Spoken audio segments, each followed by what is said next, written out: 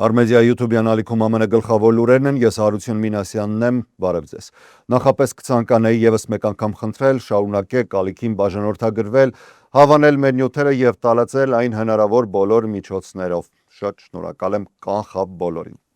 Մինչև պատերազմական թեմաներին անցնելը օրվա աղմկահարույց տեղեկության մասին, որը հրապարակել է դատախազությունը։ Դաշնային իշխանությունները հայտարարել են 11 անձանց ձերբակալության մասին, որոնք մեղադրվում են լայնածավալ խարդախության սխեմայի իրականացման մեջ, որի ընթացքում նրանք գողացել են տարեց քաղաքացիների ինքնությունը եւ օգտագործել այդ տվյալները միլիոնավոր դոլարների անշարժ գույքի վարկեր ստանալու համար։ Գործը քննվում է Դաշնային 15 կետից բաղկացած մեղադրական եզրակացության շրջանակում։ Ձերբակալվածների թվում են Նազարեթ Չակրյան, 65 տարեկան Հոլիվուդից, հայտնի որպես Նիկո մականունով, Արնոլդ Մորադյանս, 57 տարեկան Հոլիվուդից, Ջուլիան կամ Խուլիան մականունով, որը Իրանի քաղաքացի է եւ ունի ԱՄՆ-ից արտաքսման գործող օրդեր, Ավետիս Հեքիմյան, 38 տարեկան Նորթ Հոլիվուդից, Շեֆ Ավո մականունով, Ռոզ Տարխան, 32 տարեկան Գլենդելից, Տիգրան Հովանեսյան, 56 տարեկան Գլենդելից, Արմեն Վարդևարյան, 55 տարեկան Նորթ Հոլիվուդից, Գոնչ մականունով, Քրեյգ Հիգդոն, 66 տարեկան Ֆլորիդայի Նեյփլս քաղաքից, Հելեն Սպենգլեր, 62 տարեկան Կալիֆոռնիայի Օգդել քաղաքից, Վիկտոր Լոսին, 43 տարեկան Թաուզենդ Օքսից, Մարինե Սարգսյան, 49 տարեկան Հոլիվուդից, որը դատական փաստաթղթերում նշվում է որպես Ադրբեջանի քաղաքացի եւ ունի գրին քարտ, ինչպես նաեւ Սինթիա Բորխաս, 51 տարեկան Կորեաթաունից։ Դատախազության տվյալներով գրեթե բոլոր անվաստանյալները մեղադրվում են էլեկտրոնային խարդախության եւ դավադրության մեջ, իսկ մի շարք անձանց առաջադրվել են նաեւ ինքնության, գողության եւ փողերի լվացման մեղադրանքներ։ Ռոզ Տարխանին հավելյալ մեղադրանքի առաջադրվել նաեւ փողերի լվացման 5 առանձին դրվագներով։ Քննության համաձայն 2021 թվականի հունվարից մինչև 2023 թվականի մայիսը Նազարեթ Չակրյանը եւ Արնոլդ Մորադյանսը ձեռք են բերել տարեց քաղաքացիների անձնական տվյալները, որոնք ունեցել են գույք Սանտա Մոնիկայում եւ Լոս Անջելեսի մի շարք թաղամասերում, այդ թվում Հոլիվուդում, Հոլիվուդ Հիլզում, Վեսթվուդում եւ Չայնաթաունում։ Այդ տվյալների հիման վրա ստեղծվել են կեղծ անձնագրեր եւ էլեկտրոնային հասցեներ զոհերի անուններով։ Կասկածյալները ներկայացել են որպես զոհերի ներկայացուցիչներ, միջնորդներ կամ հարազատներ եւ կեղծ փաստաթղթերով դիմել են մասնավոր վարկատուներին վարկեր ստանալու համար։ Օգտագործվել են կեղծ բանկային քաղվածքներ, վարձակալության պայմանագրեր, բժշկական տեղեկանքներ եւ նույնիսկ մահվան վկայականներ վարկատուներին մոլորեցնելու նպատակով։ Վարկային գործարքների ավարտից հետո փաստաթղթերը կեղծ կերպով վավերացվել եւ ստորագրվել են այնպիսի անձանց կողմից, որոնք ներկայացել են որպես իրական սեփականատերեր։ Ստացված գումարները փոխանցվել են կեղծ հաշիվների միջոցով, որոնք բացվել էին գողացված տվյալներով կամ սինթետիկ ինքնություններով։ Ըստ իշխանությունների գնահատման, այս սխեմայի կանխատեսելի ընդհանուր վնասը կազմում է մոտ 17.4 միլիոն դոլար, իսկ փաստացի վնասը շուրջ 6 միլիոն դոլար է։ Գործը քննվում է FBI-ի Եվրասիական կազմակերպված հանցավորության խմբի, Լոս Անջելեսի ոստիկանության եւ մի շարք այլ դաշնային ու տեղական կառույցների համատեղ ջանքերով։ Դատախազությունը հիշեցնում է, որ մեղադրական եզրակացությունը դեռևս չի նշանակում մեղավորություն եւ բոլոր ամբաստանյալները համարվում են անմեղ, մինչեւ դատարանի հակառակը ապացուցելը։ Մեղավոր ճանաչվելու դեպքում նրանց կարող է սպառնալ մինչև 20 տարվա ազատազրկում յուրաքանչյուր խարդախության եւ փողերի լվացման հոդվածի համար, ինչպես նաեւ պարտադիր լրացուցիչ 2 տարվա պատիժ ինքնության գողության համար։ Մերձավոր Արևելքում ընթացող պատերազմի ընթացքում առավել մեծ ուշադրության են արժանանում ոչ միայն ռազմաճակատում տեղի ունեցող բախումները, այլ նաեւ բարձր տեխնոլոգիական ռազմական համակարգերի կիրառումը եւ դրանց արդյունավետությունը։ Հայտնի է դարձել, որ ամերիկյան 5-րդ սերնդի F-35 կործանիչներից մեկը, որը մասնակցում էր Իրանի տարածքի վրա իրականացվող մարտական գործողություններին, ստիպված է եղել կատարել արտակարգ վայրեր։ Միացյալ Նահանգների զինված ուժերը հաստատել են միջադեպը, նշելով, որ օդաչուն գտնվում է կայուն վիճակում, սակայն չեն հստակեցրել վնասման իրական պատճառները։ Իրանը սակայն հայտարարել է, որ իր հակաօդային պաշտպանության համակարգերն են խոցել կործանիչը, պատճառելով լուրջ վնասներ։ Ամրապնդելու համար այս թեզը Իրանը նաև տեսանյութ է հրապարակել։ Միացյալ Նահանգների կողմը մինչև այս պահը զգուշավոր է գնահատականներում։ Պաշտոնական հայտարարությունների համաձայն միջադեպը գտնվում է հետաքննության փուլում եւ դեռևս վաղ է եզրակացություններ անել, արդյոք կործանիչը վնասվել է հակառակորդի կրակից, տեխնիկական խափանումից, թե այլ գործոններից։ F-35-ը համարվում է աշխարհի ամենաառաջադեմ կործանիչներից մեկը Stealth տեխնոլոգիայով եւ բարձր ճշգրտության հարվածային հնարավորություններով։ Եթե հաստատվի, որ այն իսկապես վնասվել է հակառակորդի կողմից, դա կարող է լուրջ հարցեր առաջացնել նման համակարգերի պաշտպանվածության եւ արդյունավետության վերաբերյալ։ Միացյալ Նահանգների պատերազմի նախարար Փիթ Հեքսեթը եւ զինված ուժերի գլխավոր շտաբների պետերի ներկայացուցիչ գեներալ Դեն Քեյնը Պենտագոնում ներկայացրել են Operation Epic Fury ռազմական գործողության ընթացքը, մանրամասնելով Իրանի դեմ իրականացվող գործողությունները։ Հեքսեթը հայտարարել է, որ Միացյալ Նահանգների հիմնական նպատակները մնում են անփոփոխ՝ ոչնչացնել Իրանի հրթիռային համակարգերը, նավատորմը եւ ռազմական արդյունաբերական բազան, ինչպես նաեւ կանխել միջուկային զենքի ձեռքբերումը։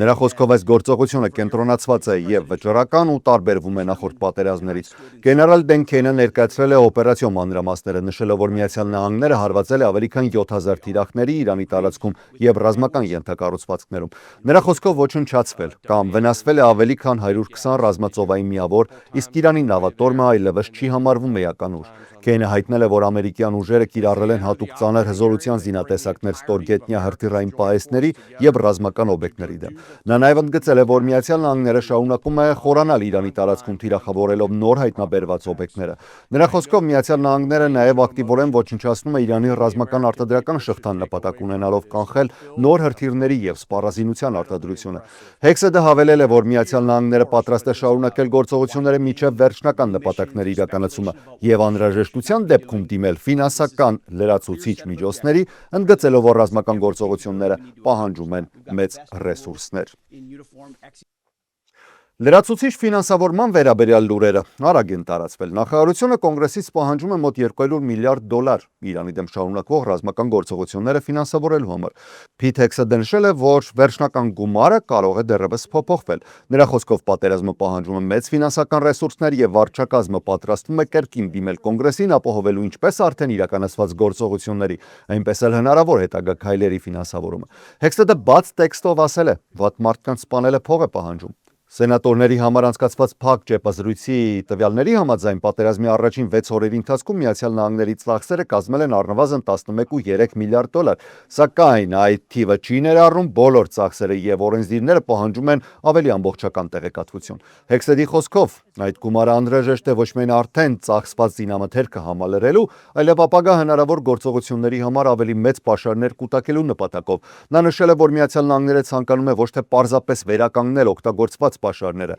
այլ դրանք ավելացնել, միաժամանակ արագացնելով ռազմական արդյունաբերության արտադրողականությունը։ Նախագահ Դոնալդ Թրամփը նույնպես անդրադարձել է այս թեմային, հայտարարելով, որ այս լրացուցիչ ծախսերը անհրաժեշտ են ոչ միայն Իրանի պատերազմի, այլև ընդհանուր անվտանգության ապահովման համար։ Նրա խոսքով աշխարհը շատ անկայուն է եւ նման ներդրումները փոքր գին են երկրի պաշտպանունակությունը բարձր պահելու համար։ Կոնգրեսում էլ շարունակվում են լսումները Թուլսի Գաբարդի, Քաշ Պատելի եւ Ջոն Ռեդքլիֆի մասնակցությամբ։ Իրանի շուրջ պատերազմի թեմայով բացահայտվում են ոչ միայն ռազմավարական անորոշությունը, այլ նաեւ խորը հակասությունները ամերիկյան իշխանության ներսում հետախուզության, քաղաքականության ու ազգային անվտանգության տարբեր կենտրոնների միջև։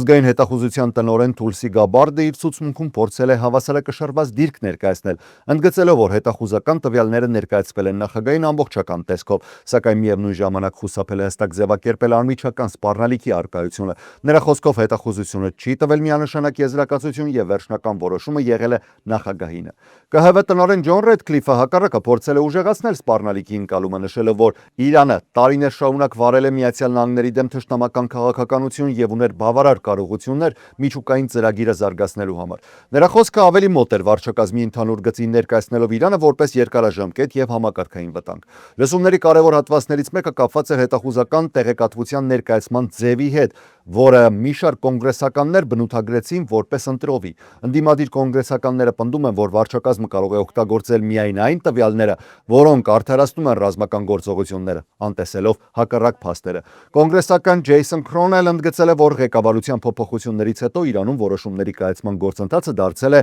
ավելի փակ ու անկանխատեսելի, ինչը սահմանափակում է ԱՄՆ հետախուզության կարողությունները ու մեծացնում սխալ հաշվարկների ռիսկը։ Փաստացի ամենակարևոր հարցը, որը դեռևս մնում է բաց, այն է, արդյոք այս պատերազմը հնարավոր կլինի պահել սահմանափակ շրջանակներում, թե այն կվերածվի երկարատև հակամարտության ավելի լայն տարածաշրջանային հետևանքներով։ Նախագահ Դոնալդ Թրամփը հրապարակային հայտնել է, որ Իսրայելը պետք է դադարեցնի Իրանի խոշոր գազային ենթակառուցվածքների դեմ հարվածները։ Խոսքը վերաբերում է հատկապես Պարսից ծոցում գտնվող ռազմավարական նշանակության էներգետիկ օբյեկտներին։ Իսրայելի վարչապետ Բենյամին Նեթանյահուն երկարատև դադարից հետո այսօր կրկին հանդիպել է մամուլի ներկայացուցիչների հետ եւ կեսկատակ կես լուրջ նշել, որ սա ինքն է, մահացած չէ եւ իր կլոնը չէ։ Նեթանյահուն արձագանքելով Թրամփի կոչին հայտարարել է, որ Իսրայելը պատրաստ է ժամանակավորապես դադարեցնել գործողությունները Իրանի գազային օբյեկտների դեմ։ Նեթանյահուն հերքել է այն պնդումները, թե Իսրայելն է Միացյալ Նահանգների ներգրավել այս պատերազմի մեջ։ Նրա խոսքով նման հայտարարությունները անհեթեթ են եւ չեն արտացոլում իրականությունը։ Նա ընդգծել է, որ Իրանը տարիներ շարունակ սպառնալիք է ներկայացրել ոչ միայն Իսրայելի, այլ նաեւ Միացյալ Նահանգների համար եւ Վաշինգտոնի գործողությունները բխում են սեփական ազգային անվտանգության շահերից։ Նեթանյահուն նաեւ անդրադարձել Իրանի ներսում հնարավոր քաղաքական փոփոխություններին, նշելով, որ առկա են ներքին լարվածության եւ համակարգային ճաքերի նշաններ, սակայն դեռևս վաղ է ասել, թե արդյոք դա կհանգեցնի ռեժիմի փոփոխության, թե ոչ։ Նա նշել է, որ արտաքին ուժերը կարող է միայն պայմաններ ստեղծել, իսկ վերջնական որոշումը կախված է իրանցի ժողովրդից։ Վերջում Նեթանյահուն հայտարարել է, որ այս պատերազմը իր գնահատմամբ կարող է ավարտվել ավելի արագ, քան շատերը կարծում են, սակայն դրա համար անհրաժեշտ է շարունակել ճնշումը Իրանի վրա։ Նրա խոսքով վտանգը ոչ միայն տարածաշրջանային է, այլ գլոբալ, եւ եթե Իրանը ձեռք բերի միջուկային զենք եւ դրա տեղափոխման միջոցները, դա կարող է հանգեցնել միջազգային անվտանգության համակարգի լուրջ խախտման։ Իրան, Միացյալ Նահանգներ, Իսրայել այս հակամարտության ամենավտանգավոր եւ միաժամանակ որոշիչ հարցերից մեկը այո այսօր կապված է Իրանի միջուկային ծրագրի շուրջ ստեղծված իրավիճակի հետ։ Վաշինգտոնի առաջ կանգնած է ռազմավարական բարդ ընտրություն, արդյոք անհրաժեշտ է դիմել ուղիղ ռազմական միջամտության եւ տեղակայել ամերիկյան զորքեր վերահսկելու կամ ոչնչացնելու Իրանի միջուկային պաշարները։ Ըստ ամերիկյան գնահատականների Իրանի տարածքում կարող է դեռևս լինել 970 ֆունտ բարձր աստիճանի հարստացված ուրան, որը տեսականորեն կարող է օգտագործվել միջուկային զենք ստեղծելու համար։ Չնայած 8 ամիս առաջ եւ վերջին հարվածներին, որոնք ուղղված էին միջուկային օբյեկտներին, ամբողջական վստահություն դեռևս չկա, որ այդ նյութերը լիովին ոչնչացվել են կամ դարձել են անհասանելի։ Այս իրավիճակը ստեղծում է լուրջ դիլեմա Դոնալդ Թրամփի վարչակազմի համար։ Մի կողմից, եթե Միացյալ Նահանգները չմիջամտի եւ Իրանը կարողանա վերականգնել իր ծրագիրը, ապա տարածաշրջանում կարող է ձևավորվել նոր միջուկային ուժային կենտրոն։ Մյուս կողմից, ցամաքային զորքերի ներգրավումը Իրանի տարածքում կնշանակի անմիջական եւ լայնամասշտաբ պատերազման կանխատեսելի հետևանքներով։ Ռազմական փորձագետների գնահատմամբ նման գործողությունը տեխնիկապես չափազանց բարդ է։ Միջուկային օբյեկտները հաճախ գտնվում են խորքային լավ պաշտպանված տարածքներում, իսկ դրանց վերահսկումը պահանջում է ոչ միայն հատուկ ուժերի ներգրավում, այլ նաեւ երկարաժամկետ ռազմական ներկայություն։ Սա հակասում է Վաշինգտոնի հայտարարած նպատակին խուսափել երկարատև պատերազմի սցենարից։ Բացի ռազմական ռիսկերից, կա նաև քաղաքական գործոնը։ Ցանկացած որոշում զորքեր ուղարկելու մասին կոնգրեսում կարող է բախվել լուրջ ընդդիմության եւ խորացնել արդեն իսկ առկա ներքաղաքական բաժանումները։ Իրանական ուժի թուլացման կամ ինտենսիվության պակասի հայտարարություններին զուգահեռ Իրանը շարունակում է հրթիռակոծել Իսրայելի տարածքը, պարբերաբար արձակելով բալիստիկ եւ այլ տեսակի հրթիռներ։ Իսրայելի հյուսիսային շրջաններում հաճախակի են հնչում օդային տագնապի ազդանշաններ, իսկ մի շարք հարվածներ արդեն հասցրել են նյութական վնասներ ենթակառուցվածքներին։ Տարբեր քաղաքներում գրանցվում են նաեւ վիրավորներ, կան նաեւ զոհեր։ Զուգահեռաբար ակտիվացել է նաև Լիբանանում գործող Հեզբոլլահ զինված խմբավորումը, որը Իրանի աջակցությամբ սկսել է հարյուրավոր հրթիռների եւ անօդաչու սարքերի արձակում Իսրայելի ուղղությամբ։ Իսրայելի պատասխանը չի ուշանում, իրականացում են օդային հարվածներ Լիբանանի տարածքում, ինչը հանգեցնում է նոր զոհերի եւ մեծ թվով տեղահանվածների։ Պատերազմի շրջանակներն այսքանով չեն սահմանափակվում։ Իրաքում գտնվող ամերիկյան ռազմական օբյեկտները նույնպես դարձել են հարձակումների թիրախ։ Ըստ արկա տվյալների, վերջին օրերի ընթացքում Միացյալ Նահանգների ռազմական ներկայությունը ապահովող բազաներից մեկի վրա իրականացվել է տասնյակ հարձակում, հիմնականում անօդաչու սարքերի եւ հրթիռների միջոցով։ Թեև դրանց մեծ մասը խոցվել է հակաօդային պաշտպանության համակարգերի կողմից, սակայն որոշ դեպքերում գրանցվել են վիրավորներ, ինչը վկայում է սպառնալիքի իրական լինելու մասին։ Միացյալ Նահանգների Դաշնային հետաքննությունների բյուրոն հետաքննում է արդյոք հակահաբեկչական ոլորտի նախկին բարձրաստիճան պաշտոնյա Ջո Քենթը ապօրինի տարածել է գաղտնի տեղեկություններ, թե ոչ։ Այս մասին հայտնում են ամերիկյան լրատվական միջոցները։ Հետաքննությունը սկսվել է դեռևս մինչև Քենթի հրաժարականը։ Ջո Քենթը իր հեռանալու մասին հայտարարել էր սոցիալական ցանցում, նշելով, որ չի կարող աջակցել Իրանի դեմ պատերազմ։ Հիշեցնեմ, որ նա ասել էր անմիջական սպառնալիք Իրանը չէր ներկայացնում Միացյալ Նահանգների համար, եւ պատերազմը սկսվել է Իսրայելի ու նրա ամերիկյան լոբբիի ճնշման արդյունքում։ Նախագահ Դոնալդ Թրամփն էլ լրագրողներին ասել էր, որ Քենթը թույլ էր անվտանգության հարցերում եւ ընդգծել է, որ իր վարչակազմում տեղ չկա այն մարդկանց համար, ովքեր չեն համարում Իրանը սպառնալիք։ Դեռևս պարզ չէ, թե կոնկրետ ինչ տեղեկությունների արտահոսքի հարց է հետաքննվում, սակայն ՀԴԲ-ն շարունակում է ուսումնասիրությունը։ Նախագահ Դոնալդ Թրամփը այսօր Սպիտակ տանը ընդունել է Ճապոնիայի վարչապետին, ընդգծելով երկու երկրների միջև շատ լավ հարաբերությունները եւ կարեւորելով համագործակցությունը հատկապես առևտրի, անվտանգության եւ էներգետիկ ոլորտներում։ Թրամփը նշել է, որ աջակցել է վարչապետի ընտրությանը, այն անվանելով Ճապոնիայի պատմության ամենահաջող ընտրություններից մեկը։ Նրա խոսքով վարչապետը ուժեղ եւ ազդեցիկ առաջնորդ է, որի հետ Միացյալ Նահանգները մտադիր է խորացնել ռազմական համագործակցությունը։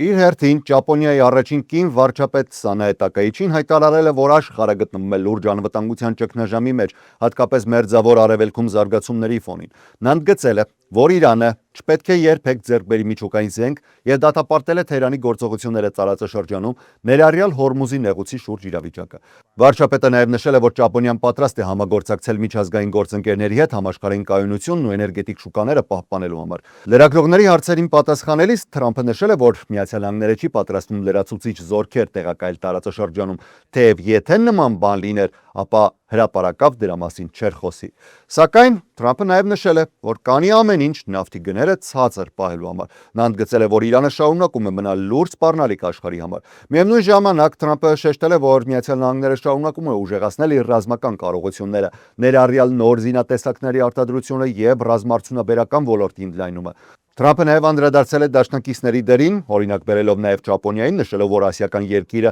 ավելի ակտիվ պետք է ներգրավի, հատկապես հաշվի առնելով, որ իր նավթի հիմնական մասը անցնում է Հորմուզի նեղուցով։ Հանդիպման ընթացքում կողմերը քննարկել են նաև Չինաստանի հետ հարաբերությունները։ Ճապոնիայի վարչապետը նշել է, որ իր երկիրը շարունակում է բաց մնալ երկխոսության համար, սակայն ընդգծել է տարածաշրջանային անվտանգության կարևորությունը։ Վերջում Թրամփը հայտարարել է, որ առաջիկայում կայցելի Չինաստան եւ պատրաստվում է քննարկել ինչպես առևտրային, այնպես էլ էներգետիկ հարցեր։ Այսօրվա համար այսքանն է առանձնացրել, մենք շարունակում ենք հետևել իրադարձությունների զարգացմանը։ Ես Հարություն Մինասյանն եմ, շնորհակալ եմ ուշադրության համար, խաղաղ եւ առողջ եղեք։ Ցտեսություն։